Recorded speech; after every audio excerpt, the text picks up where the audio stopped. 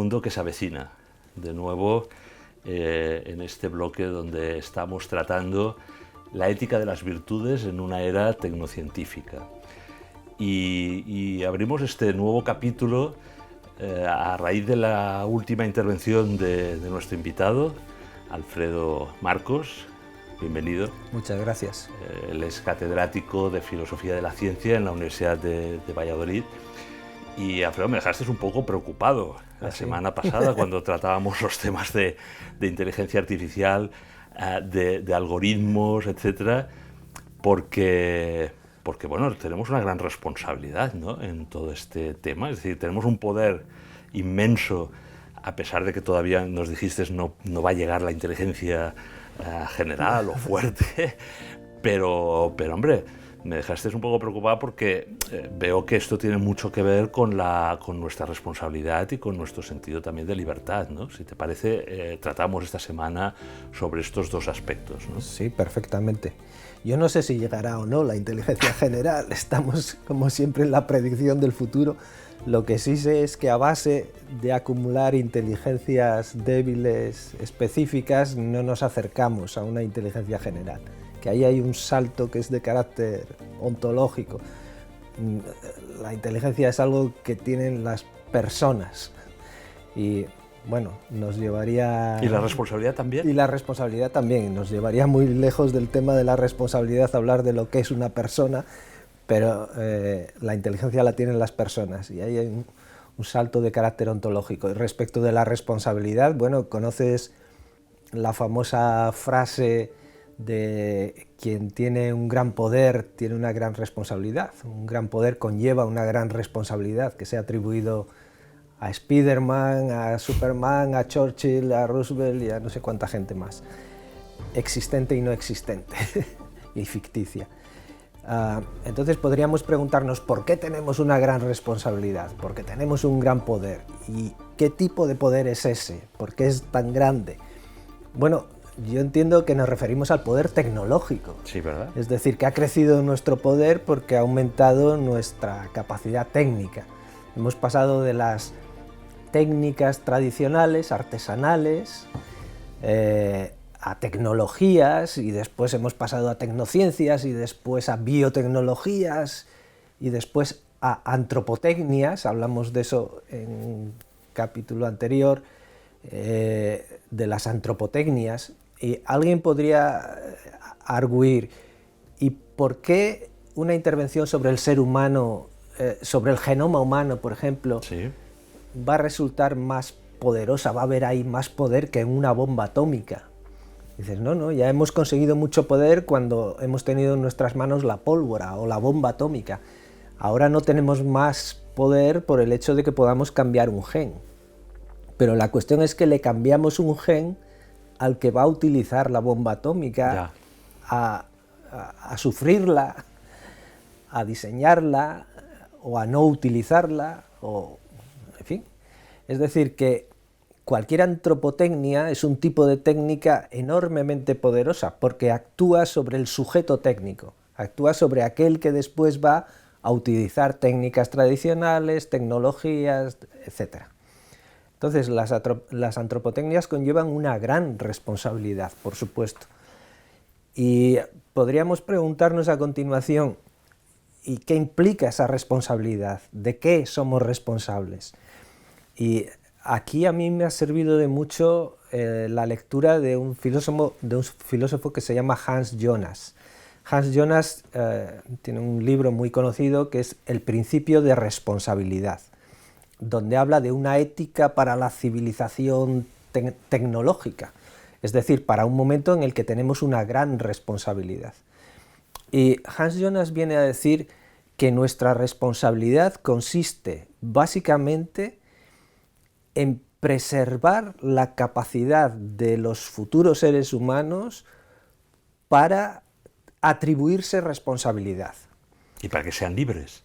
Sigan siendo libres. Es que sin ser libres no podemos atribuirnos responsabilidad. Porque parece como que si hay determinada manipulación genética condicionaremos tal vez a las generaciones futuras. Es el temor máximo a saltarse algunos de los límites que comentamos en algún capítulo, ¿no?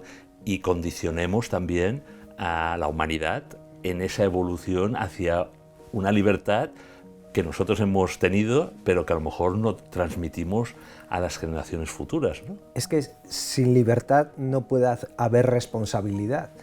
La libertad es condición de posibilidad de la responsabilidad y también de todo bien. O sea, hay quien puede creer que para que las cosas vayan bien es mejor reprimir o obligar, y sin embargo no hay ningún bien que no derive de una decisión libre. Es decir, sin libertad no hay responsabilidad y sin libertad ni siquiera hay la posibilidad de obrar bien.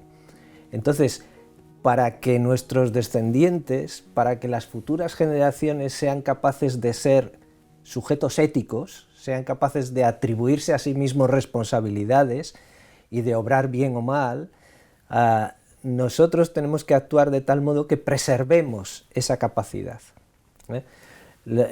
Hans Jonas dice que hay una especie de imperativo categórico, sí, que es más categórico todavía que el imperativo kantiano, que es obra de tal manera que no pongas en riesgo o en peligro las condiciones de la continuidad indefinida de la vida humana sobre la Tierra.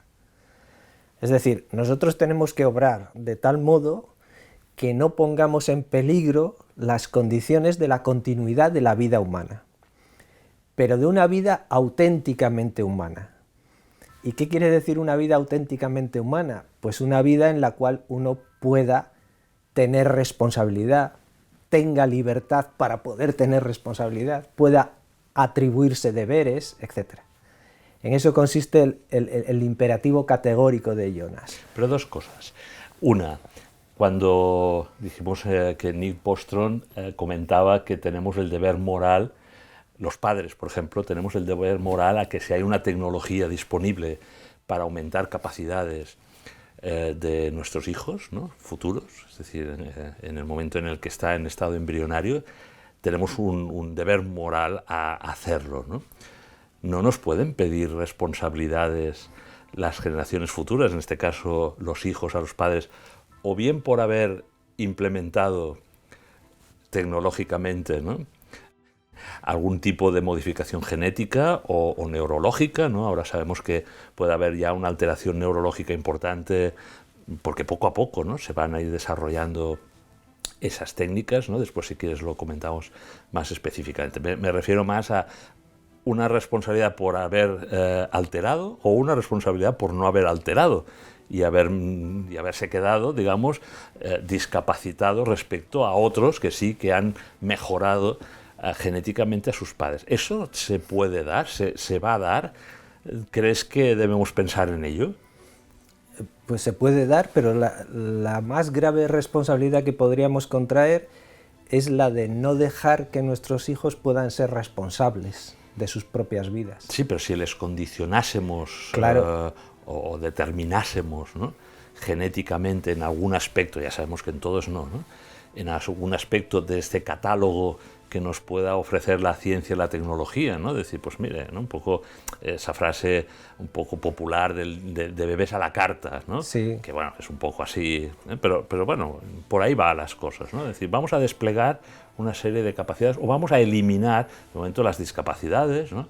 En España ya no nacen tantos niños con síndrome de Down, ¿no? Nacen poquísimos. Nacen poquísimos. Hay países en los que ya hace tiempo que no nace ningún pues niño desgraciadamente, porque ya empieza a haber ese clivaje, ¿no?, en el que hay una decisión, hay una responsabilidad de ese padre, ¿no?, esa madre, de esos médicos, ¿no?, que ofrecen esas posibilidades. Por lo tanto, ya vemos desde el punto de vista de la discapacidad lo que se puede llegar, ¿no? Pero en esas otras futuras discapacidades que alguien diseñe que eso no es un ser posthumano porque no alcanza no sé qué tipo de nivel de capacidad, de lo que sea, ¿no?, de memoria y tal, repito, ¿no?, o sea, habrá una responsabilidad del progenitor respecto a esa, ya no generaciones futuras en abstracto, sino de sus hijos. De sus hijos. De sus hijos. Sí, la habrá, indudablemente. Y lo peor que le puede pasar a uno es que sea responsable de que sus hijos no lo sean, no puedan serlo. Es decir, el tipo de cuidado que también lo dice Hans Jonas, Alasdair MacIntyre, por ejemplo, el tipo de cuidado que se espera de los padres para con los hijos es un tipo de cuidado incondicional.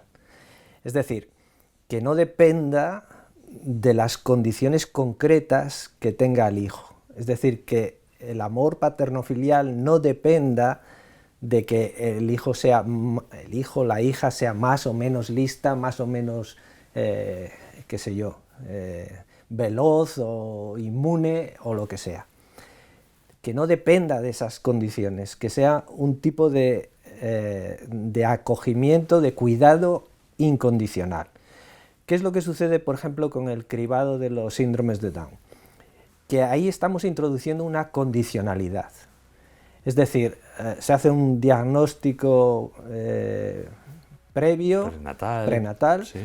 Y en ciertas condiciones continuará la gestación, y si el embrión o el feto tiene otras condiciones, no va a continuar la gestación. Es decir, el acogimiento es un acogimiento condicional.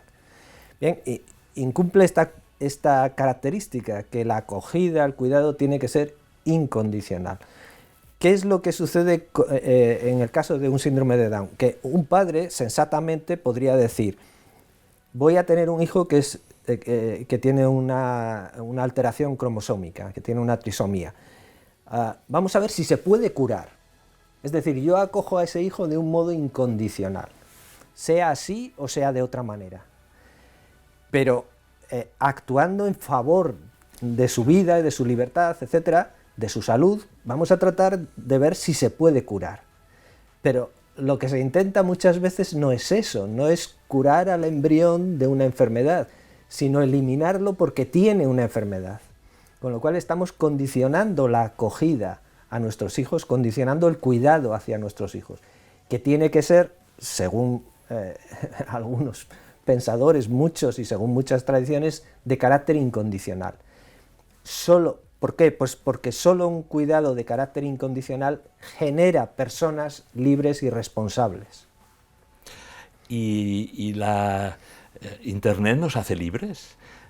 Hablando de nuestros hijos, ya ahora nos los imaginamos un poco ya más mayorcitos, ¿no?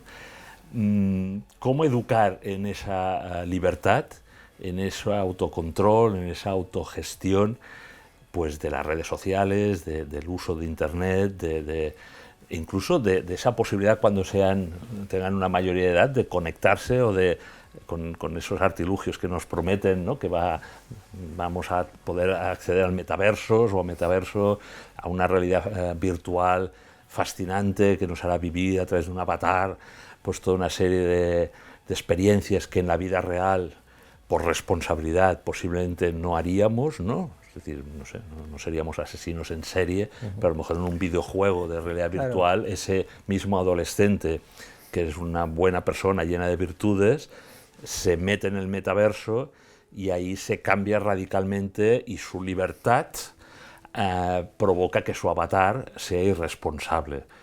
Eso que ya parece que va a ser una realidad en el mundo que se nos avecina, ¿cómo lo trataría la ética, la filosofía? ¿Cómo lo ves, ¿no? Pero eso siempre va a retroactuar sobre el usuario. Es decir, si yo estoy utilizando un avatar que comete crímenes en el universo ficticio digital, eso va a retroactuar, va a hacerme a mí peor, va a hacerme a mí más criminal, va a hacerme a mí más cruel. No sé, si está un adolescente viendo pornografía, pues seguramente su relación afectiva después, ¿no? con una chica, con su mujer, será distinta, o violencia. A lo mejor su sentido de la agresividad cuando va en coche y se cruza un energúmeno, pues no, sí que algo condicionará. Esa vida virtual vivida durante muchas horas, porque fíjate que nos están diciendo que en Asia muchos niños, adolescentes se pasan horas y horas en el metaverso, en esa realidad virtual donde son otros, ¿no? Se generan identidades distintas, y ahí el juego de la libertad, la responsabilidad, incluso de la regulación. No sé si habrá delitos o no en el metaverso, ¿no? Sí, pero en todo caso, la cuestión es que tanto los videojuegos como Internet en general, el llamado ahora metaverso, no es que nos haga más o menos libres, es que nosotros, si lo utilizamos desde una actitud de libertad, de un cierto distanciamiento, bueno, pues podemos simplemente utilizarlo. El problema no es lo que haga con nosotros, el problema es que nosotros utilicemos, lleguemos a ese mundo ¿cómo decirlo?, autoesclavizados, por así decirlo. Pero es que precisamente esa era otra de las preguntas, ¿no? No nos están organizando un mundo que se avecina digital justamente para esa adicción, ¿no? Para esa alienación del ser humano respecto a esos videojuegos, esa realidad virtual ficticia, ese mundo que se avecina pero ficticio o disociado del real, ¿no? De tener como una especie de esquizofrenia entre cuando vivimos la realidad, que parece ser que será difícil en algunas circunstancias, el trabajo, las relaciones sociales, y ese otro mundo, entre comillas, mundo feliz, ¿no? En el cual, pues bueno, ahí se pueda crear cualquier identidad, como he dicho anteriormente, puedas vivir un viaje, una experiencia o muchas experiencias vitales distintas. ¿Tú crees que vamos a tener o van a tener, sobre todo las generaciones futuras, la libertad para no caer en esa alienación, o bien el mundo que se está construyendo está precisamente pensado para volcarse ya a esa realidad virtual? Imposible de salir, igual que no podemos salir de Internet o no podemos salir del móvil, ¿no? No podemos ya funcionar, parece ser, sin esa prótesis, ¿no? No sabríamos vivir a lo mejor hoy en día sin esa red neuronal que es Internet, ¿no? Ese metaverso que se va a ir construyendo, ¿vamos a poder escapar o será una cárcel? En parte depende de cómo lleguemos a ese metaverso. Es decir, si un niño llega desde una situación, digamos, desde un entorno familiar, social, de colegio, de amigos, que le ha permitido desarrollar ciertas virtudes, que le ha permitido establecerse, ubicarse bien en el mundo, entonces puede acceder a ese otro mundo, a ese metaverso, en condiciones de distanciamiento, de desasimiento, de libertad respecto de ello. Otra cosa es que ese otro mundo sea ya un refugio de una situación previa en la cual... La soledad. Están diciendo que, por ejemplo, hay una pandemia, o sea, una vida de soledad, ¿no? de huida de la soledad o de huida del bullying. Es que están diciendo un poco que las estadísticas es que los jóvenes, ya no en Japón o en Corea, ¿no?, que se pasan horas en una habitación cerrados allí con su ordenador autista, ¿no?, viviendo eso, ¿no?, relaciones y otros mundos, sino aquí en España, ¿no? Hay una auténtica epidemia, y sobre todo parece ser que también ahora el confinamiento lo ha acelerado, ¿no? Pero eso es que ha fallado algo en el mundo no virtual, algo previo, probablemente. Seguro. O sea, lo que se llama realidad virtual o el metaverso es real, pero es real como representación. O sea, el tipo de realidad que tiene lo digital es ese tipo de realidad representacional. ¿Y alguien está pensando en una ética en ese metaverso?